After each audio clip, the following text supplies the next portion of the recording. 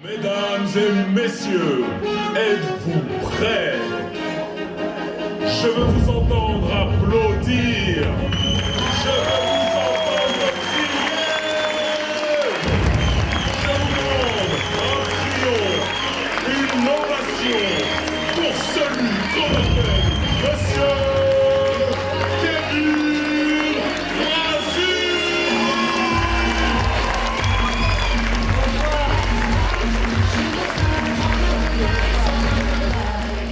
Vendredi soir, l'espace culturel de Romba a en effet accueilli Kevin Razi.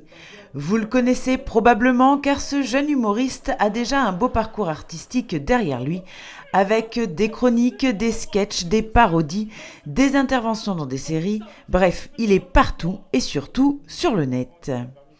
Mais pour bien cerner ce personnage, une petite mise à jour s'impose, et ça tombe bien, car c'est d'ailleurs le nom de son spectacle. Présentation.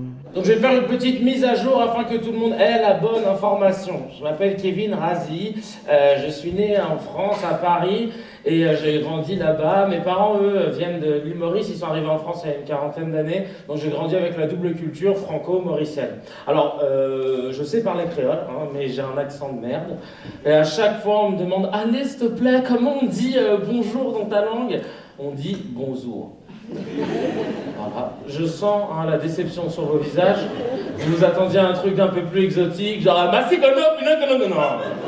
le créole, c'est juste du français détourné. Dans son spectacle, Kevin Razi fait donc une mise à jour de la société à travers quelques anecdotes de sa vie. Dès la première seconde, il prend donc le public par la main et l'emmène dans son enfance, sa famille, son quartier, son premier job et bien sûr ses premières vidéos sur le net. Un voyage à travers lequel l'humoriste réconcilie les générations de façon à parler autant aux jeunes qu'aux seniors. Et cerise sur le gâteau, Kevin n'hésite pas à parler de sujets sensibles, mais sans jamais jouer les moralisateurs. Au final, le public a découvert un jeune humoriste bourré de talent, intelligent, parfois grinçant, mais au capital sympathie irrésistible, que je vous propose de découvrir avec ces quelques extraits. Nous, on a grandi à Paris, ensuite on a déménagé dans une ville qui s'appelle Arcueil, au sud de Paris. C'est plutôt tranquille, tu vois. Et c'est là-bas que j'ai pu découvrir les joies d'un train qui s'appelle le RERB. Il est connu ici aussi apparemment. Ce train est tellement pourri que c'est la seule ligne sur laquelle tu peux entendre des messages du genre Mesdames, messieurs, en raison d'un problème technique sur une ligne de métro à Pékin, le trafic est interrompu sur l'ensemble du RERB. Merci de votre compréhension. Et il est toujours en retard, tu sais. Sur l'écran, il y a écrit qu'il arrive à 14h30. Toi, tu tournes 2 secondes pour prendre un mouchoir dans ta poche, tu regardes l'écran, 14h40. Tu te tournes vers ton pote, genre, t'as vu l'écran, il y a écrit 14h50. Tu clignes des yeux, 15h. On dirait que l'écran, il joue à 1, 2, 3 soleils avec toi. Je me suis jamais battu, donc j'appréhende, tu vois. Et en même temps, c'est normal.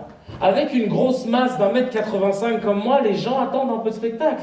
Mais moi, je sais pas de quoi je suis capable. Imaginez, une fille se fait agresser, je décide de m'interposer. Eh oh là, vous lâchez la dame tout de suite. Le mec se retourne et il me dit hey, qu'est-ce qui t'arrive, gros lard, je vais te défoncer. Le mec se redresse, il est plus petit que moi, donc tout le monde me regarde genre oh c'est bon, tu vas te défoncer. Le mec arrive, et imagine que le seul coup que j'arrive à lui lancer, sachant que je me suis jamais battu, c'est brûlure indienne. Vous savez, j'ai grandi dans une famille avec 3 sœurs, 2 grandes et une petite de 15 ans qui s'appelle Chloé. Mais depuis le divorce de mes parents, elle a pété un plomb. T'es sérieuse, maman? Tu veux pas que j'aille dormir chez mon copain ce soir? Ok. Non, mais c'est bon, ferme ta gueule, Josiane, tu m'as saoulé là. La dernière fois, je suis rentré à la maison et je suis tombé sur une dame. Mais vraiment, un talon de 30 cm, leggings, décolleté plongeant avec des grosses mains, tu vois. Je tombe sur elle, je bug, je lui dis excusez-moi madame, mais vous êtes qui? Et voilà pas que ma soeur me dit mais t'es bête ou quoi, c'est pas une dame, c'est ma copine, elle a que 15 ans. 15 ans, tout ça là? Elle a ouvert la bouche et là j'ai compris qu'elle avait 15 ans. Eh monsieur Kevin, je peux prendre un selfie avec vous? Parce qu'à l'école, les gens ils croyaient pas que je te connais. Ah non mais c'est bon Kevin, commence pas à me saouler hein. Mon mec il m'a expliqué l'islam. En gros il suffit juste de pas manger du porc et c'est bon, t'es musulmane. Et c'est tout? Oui, c'est tout, oui. Ah oui, aussi, les filles, elles n'ont pas le droit de coucher avant le mariage, mais les garçons, eux, ils ont le droit, tant que c'est avec une crasseuse. Une crasseuse. D'accord. Et tu fais Ramadan? Oui, je fais Ramadan, oui. Abruti, va. Quoi? Oui, ça, c'est des chips, mais... non, mais là, c'est parce que j'ai mes règles, et tu peux pas faire Ramadan quand t'as tes règles. Bon, Inch'Allah, j'espère les avoir jusqu'à la fin du mois, là. Alors moi, je décide d'aller voir un pote à moi qui s'appelle Nadji, qui s'y connaît plus en religion, afin qu'il puisse me rassurer. Écoute, Nadji, ma soeur veut se convertir à l'islam, et ça m'inquiète un peu. C'est normal, frère, tu as raison.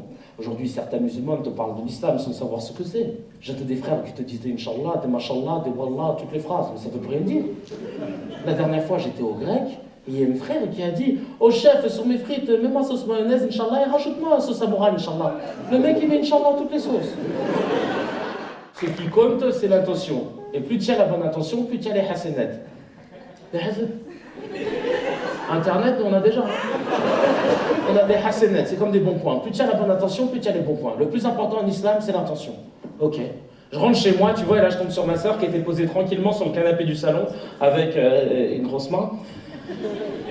Elles étaient en train de se rouler un petit joint au calme tout en sirotant un verre de vodka. Je ne juge pas, hein, il était 17h, c'était l'heure du goûter. Moi j'arrive avec une boîte de bonbons, j'en propose et ma soeur me dit non merci. Pourquoi? Tu fais encore Ramadan? Non mais il y a de la gélatine de porc dedans. Il est lourd, il est lourd. Mais au point où t'en es, tu peux le bouffer directement le beurre, ça change un peu là, hein. T'as plus de points sur ton permis Hassanet depuis très longtemps. Ouais, je suis devant le Paradise.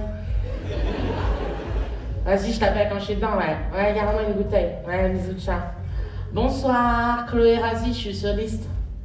Comment ça, je peux pas rentrer au Paradise? Eh, mais j'ai pas mangé de porc. Attends, mais vous avez mon solde de tout compte, des Hassanet? Bah, allez me le chercher. Comment je supporte pas quand les gens ils me croyaient pas. Faites voir. Oh, moins 3000. Starfall là, je suis à découvert. Attendez, mais si je rentre pas au Paradise, je vais rentrer dans quel club? En enfer? Mais c'est qui le DJ? Chétan? C'est par où l'enfer? C'est là? Ah ouais, il y a la queue en enfer. Eh, c'est mort, je sais pas la queue, t'es sérieuse? Non, non, on va trouver un bolos, on va se coter avec lui. J'ai un mec clé, tout ça, je cote avec lui, attends, je sais pas. Excusez-moi, monsieur. Ça vous dérange si je fais la queue avec vous? Je suis juste avec une copine. C'est vrai? Merci. Et sinon, vous vous appelez comment? Éric Zemmour, enchanté. Et pour clôturer cette soirée en beauté, Kevin Razi est venu rencontrer son public pour quelques dédicaces et photos souvenirs. Salut. Alors c'est où? Ah ça. Ah non, c'est là. Un multicam quoi.